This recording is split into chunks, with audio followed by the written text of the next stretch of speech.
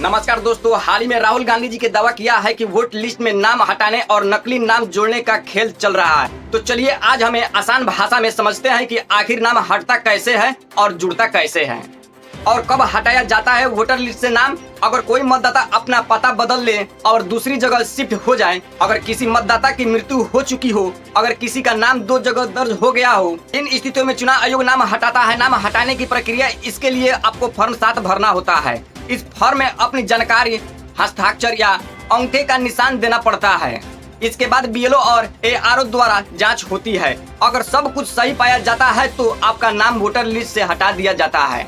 और कब जुड़ता है नाम वोटर लिस्ट में? अगर कोई नागरिक 18 साल का हो गया है, अगर किसी कारण से आपका नाम पहले दर्ज नहीं हुआ, अगर आपने नई जगह शिफ्ट कर लिया और वहां वोट डालना चाहते हैं, तो नाम जोड़ने की प्रक्रिया, इसके लिए भरना पड़ता है फॉर्म 6।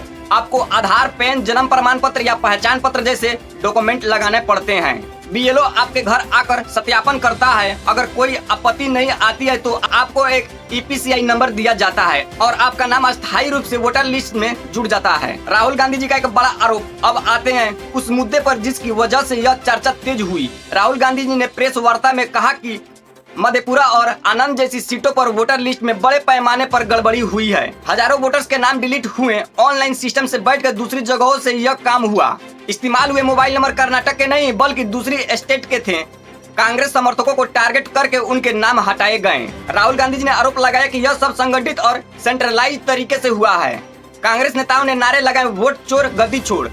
वहीं बीजेपी और चुनाव आयोग पर मिली भगत का सवाल उठ रहा है। बीजेपी खुद को बचाने में लगी है, लेकिन विपक्ष इस मुद्दे को देश भर में उठा रहा है। आज हालत यह है कि यह मामला सिर्फ एक राज्य तक सीमित नहीं रहा, बल्कि पूरे देश में चर्चा का विषय बन गया है।